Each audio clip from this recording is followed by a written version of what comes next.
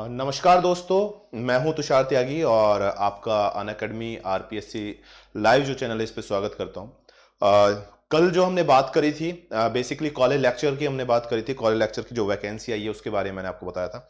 तो मेरे पास बहुत से लोगों की क्वेरी आई है, बहुत से लोगों के मैसेज आए हैं। कुछ लोगों को डाउट है क्वालिफिकेशन के अंदर कि सर मिनिमम जो योग्यता है वो क्या होनी चाहिए, परसेंटेज जो है इसके मतलब हम इस चीज में बड़े फंस गए हैं कि कितनी परसेंटेज होनी चाहिए, बीए में कितनी होनी चाहिए, 10वीं में कितनी होनी चाहिए, 12वीं में कितनी होनी चाहिए, मैं ओबीसी कैटेगरी में हूं मेरी कितनी होनी चाहिए, मैं एससी कैटेगरी में हूं मेरी कितनी होनी चाहिए। ओके, तो ये आपके सारे डाउट है उनको मैं क्लियर करता हूं।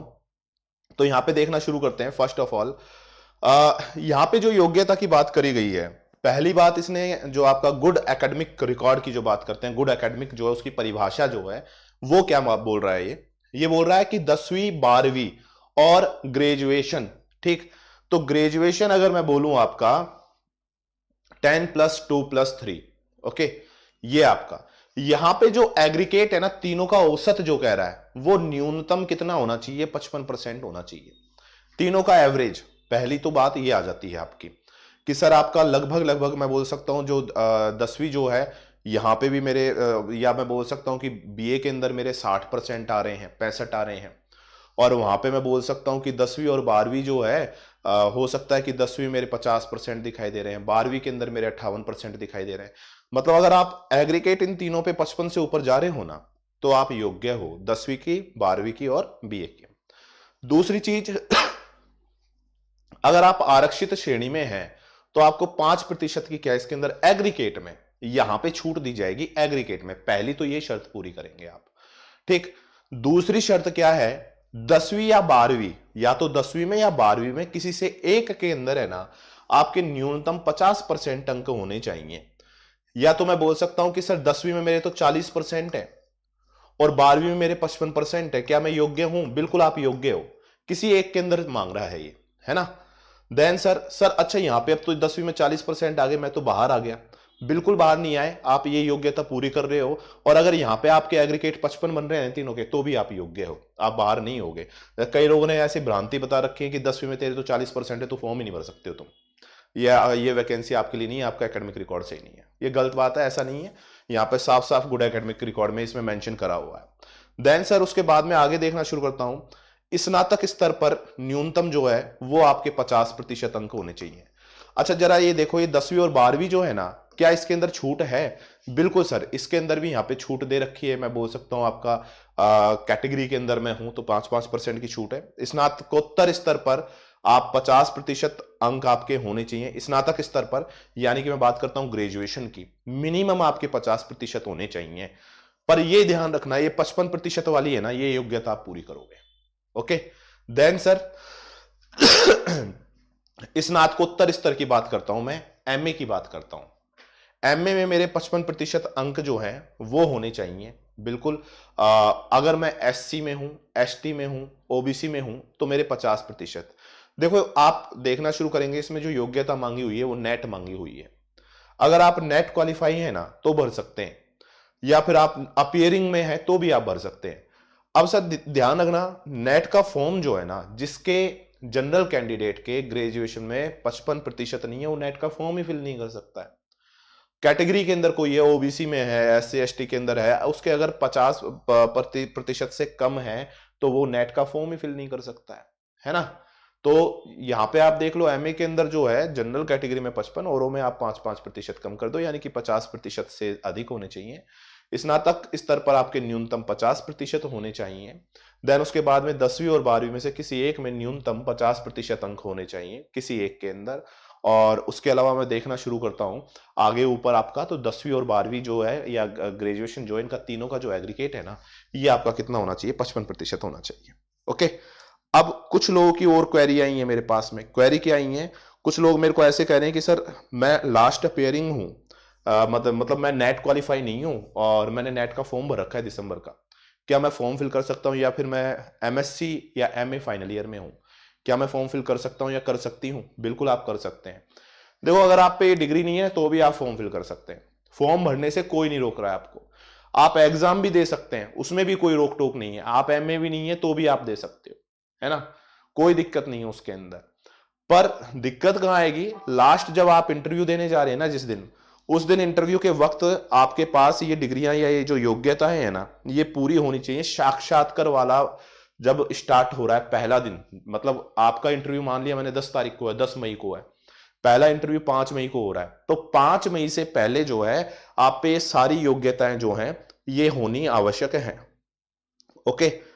इसके अंदर एक चीज और है, कुछ लोगों के मन में यहाँ पे डाउट होगा कि सर जो गुड एकेडमिक रिकॉर्ड आप बता रहे हो एग्रीगेट 55% का, तो यहाँ पे आपका अगर मैं देखना शुरू करता हूँ तो इसमें जो मेंशन करा गया है, तो ये आपका मेंशन करा गया है इसने, हम देखना शुरू करते हैं तो शैक्षणिक योग्यता राजस्थान शिक्षा सेवा महाविद्यालय शाखा नियम 1966 की अनुसूची 1 जो है उसके अनुसार इसने ये मेंशन करा हुआ है आपका। ठीक, नेक्स्ट इसके अंदर आप देखोगे तो इसमें लास्ट में इन्होंने एक लिखा हुआ है कि यहां पे नोट डाला है कि उक्त अच्छे शैक्षणिक अभिलेख में अनुसूचित जाति, अनुसूचित जनजाति, अन्य पिछड़ा वर्ग जो कि नॉन क्रिमिलेयर है, अति पिछड़ा वर्ग, उसके अलावा निशक्त जन वर्ग अभ्यर्थियों को 5% अंकों में या अंकों की छूट दे है। लिखा है उक्त 5% अंकों की छूट औसत 55% अंकों में दे है। ठीक है, ये जो है ना ये 55% है, इसमें दे है।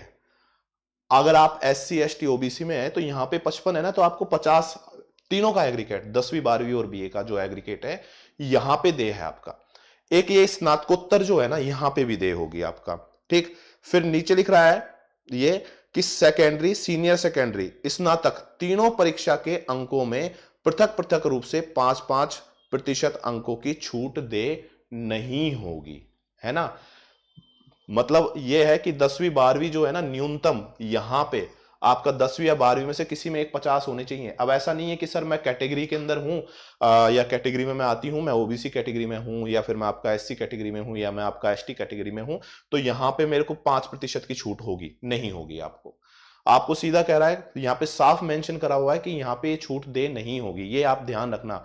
यहां पे एग्रीगेट इस 55 में है, यानी कि अब देखो आसान भाषा में आप समझो तो आप किसी भी कैटेगरी में हो, अगर आप जनरल कैटेगरी में हो तो आपको 10वीं 12वीं और BA के अंदर तीनों में 55% चाहिए, और अगर आप जनरल कैटेगरी में नहीं हो, दूसरी कैटेगरी में हो, तो आपको 50 चाहिए। पहली बात तो ये।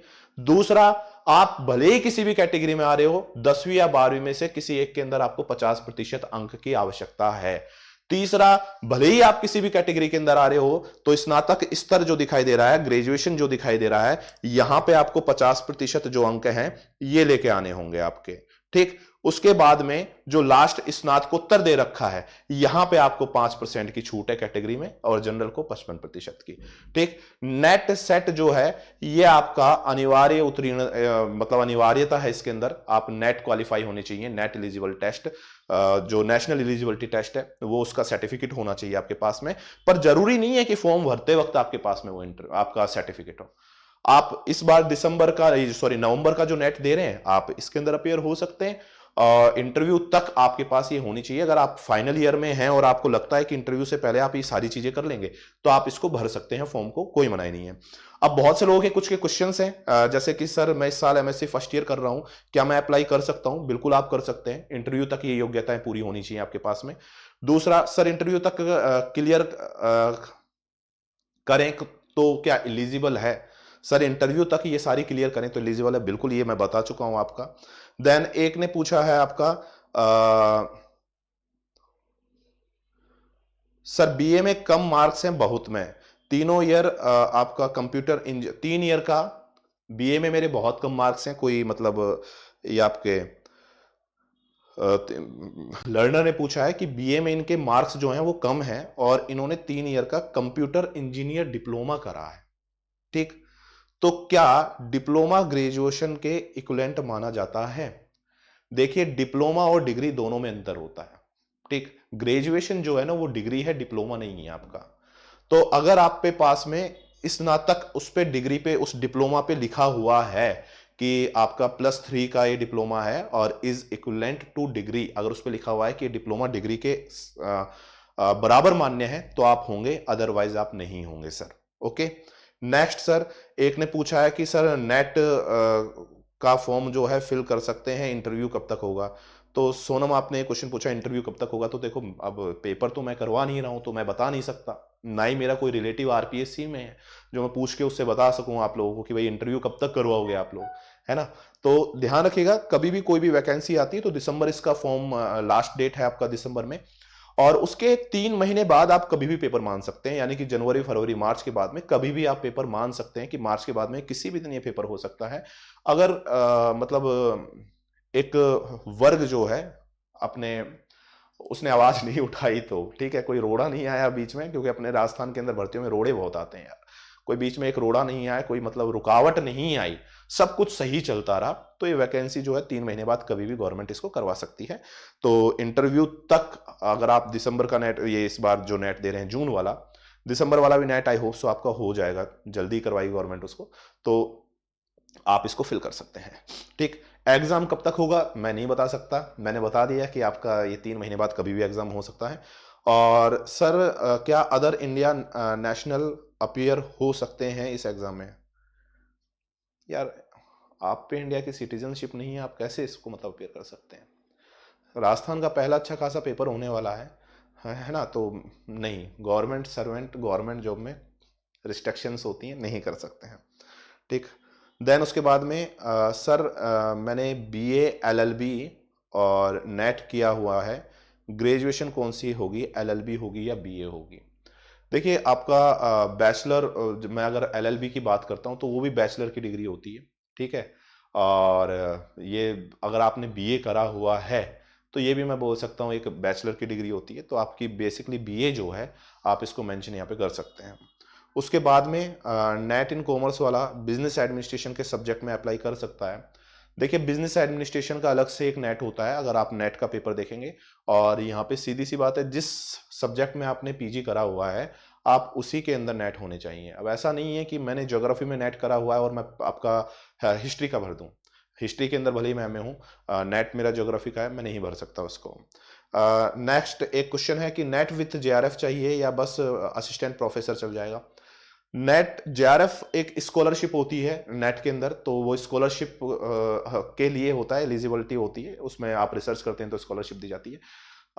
जो क्वालिफाइंग होता है नेट असिस्टेंट प्रोफेसर के लिए, अगर आप पे वो है नेट सर्टिफिकेट तो आप इसके लिए योग्य हैं, कोई इसके लिए जरूरत नहीं है आपका कि मैं जेआरएफ ही होना चाहिए या मैं पीएचडी होना चाहिए या मैं एमफिल होना चाहिए।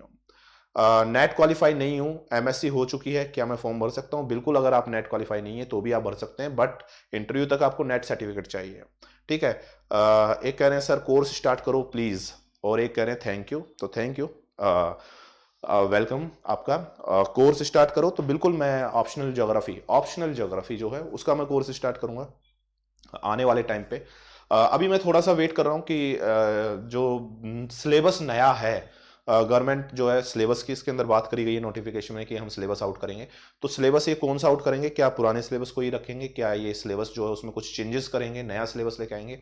पेपर पैटर्न तो ये बता चुके हैं।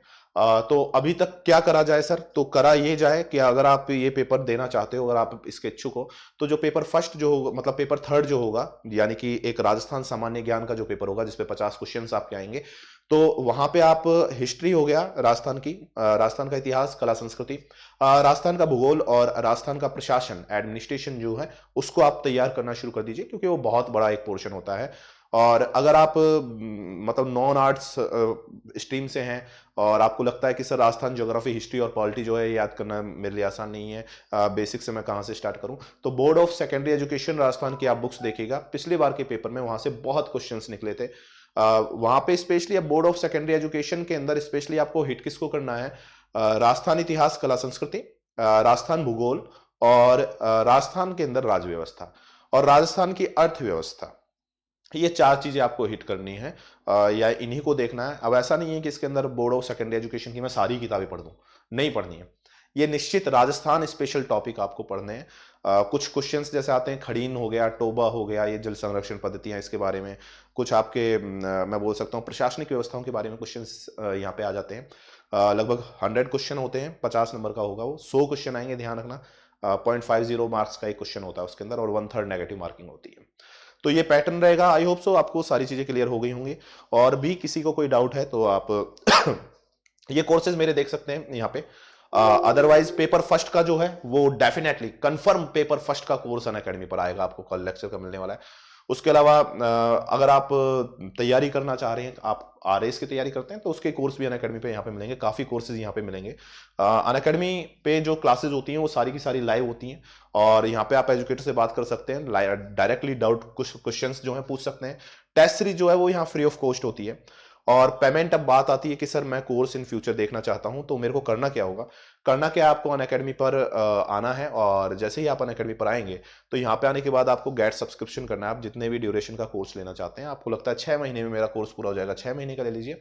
आपको लगता है मैं आरएस की तैयारी कर रहा हूँ, ये 1 साल या 2 साल में पूरा होगा, तो आप 1 या 2 साल का कोर्स जो है वो परचेज कर सकते हैं। कंटिन्यू पे आना है, उसके बाद एंटर रेफरल कोड पे आपको यूज करना है, रेफरल कोड तुषार लाइव। और जैसे ही आप इस रेफरल कोड को यूज करते हैं और अप्लाई करते हैं तो आपको मिलता है कितना, 10% का डिस्काउंट मिल जाता है। और आपकी जो फीस हो जाती है साल भर की, वो हो जाती है कितनी, आपकी 6300 रुपये 1 साल की। तो देखो, अगर आप 6 महीने के लिए परचेज करते हो तो ये जो फीस है लगभग 5000 बैठेगी, 3 महीने की लगभग 3000 रुपये के आसपास, 1 साल की जो बैठेगी वो लगभग 6300, और 2 साल की लगभग 7500 डिस्काउंट के बाद, रेफरल कोड यूज करने के बाद में आपका। ओके, तो यहाँ पे आपको लगभग 50+ एजुकेटर अनअकैडमी पर देखने को मिलेंगे, तो आप इनसे गाइडेंस ले सकते हैं। उसके अलावा कोई भी आपको डाउट है तो आप मेरे को मैसेज कर सकते हैं। तो फिर मिलते हैं एक नेक्स्ट सेशन में, तब तक के लिए थैंक यू।